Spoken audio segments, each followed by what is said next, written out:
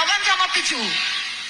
ഇവിടുത്തെ ഹിന്ദു പ്രതികരിച്ചു വന്ന് ഞങ്ങളുടെ നാട്ടില് ഈ കുരിശ് കമ്മിയാ, ഞങ്ങൾക്ക് ഈ ശല്യമില്ല, വല്ലാതല്ല. അവിടെ അത് കാടെടുത്ത് കുത്തിയിട്ടില്ല. ഇനി ഒഴുകും തെളിഞ്ഞും വരുന്നുണ്ടോന്ന് ഞങ്ങൾക്ക് നിശ്ചയില്ല. ഞങ്ങൾക്ക് അതുകൊണ്ട് ഇതിനെപ്പറ്റി വലിയ പിടിപാടില്ല. ഇതിന്റെ ഗുണം അറിയില്ല, ദോഷം അറിയില്ല. ഇനി അരിയും പയറുപൊടിയും പിന്നാലെ വരുന്നുണ്ടോന്ന് ചോദിച്ചാൽ നിശ്ചയില്ല, കാണുണ്ടായിട്ടില്ല.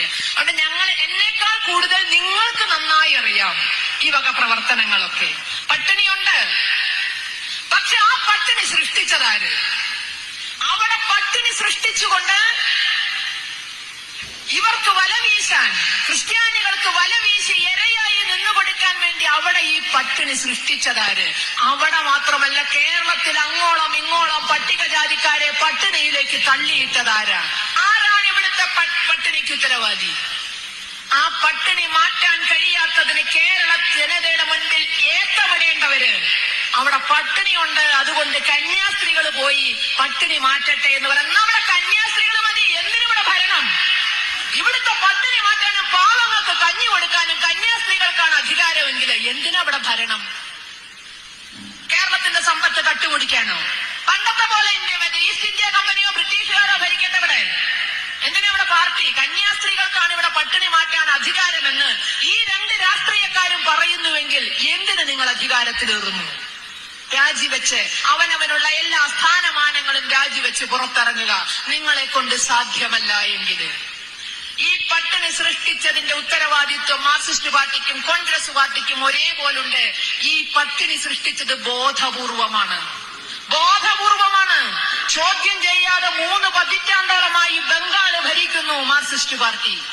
ബംഗാളിലെ മിഡ്നാപൂർ ജില്ലയിൽ നിന്ന് പട്ടിണി കൊണ്ടുള്ള കൂട്ടമരണങ്ങൾ റിപ്പോർട്ട് ചെയ്യുന്നു, കൂട്ടമരണങ്ങൾ റിപ്പോർട്ട് ചെയ്യുന്നു. കൽക്കത്തയിലെ അഗതികളുടെ അമ്മയായിട്ട് വാഴണു. കൽക്കത്തയിലെ പാവങ്ങൾക്ക് ഒരു നേരത്തെ കഞ്ഞി കുടിക്കാനെങ്കിലും വഴിയുണ്ടായിരുന്നു. കൽക്കത്തയുടെ തൊട്ട അയലോക്ക ബംഗ്ലാദേശ്. അവിടെ പട്ടിണിയിൽ കിടന്ന ആറാടാണ്. എന്തേ തിരിഞ്ഞു നോക്കാഞ്ഞ്? ഈ പാവങ്ങളുടെ അമ്മ അതിർത്തി ഒന്ന് അപ്പുറം കടന്നില്ലല്ലോ, കടന്നാ വിവരറിയും.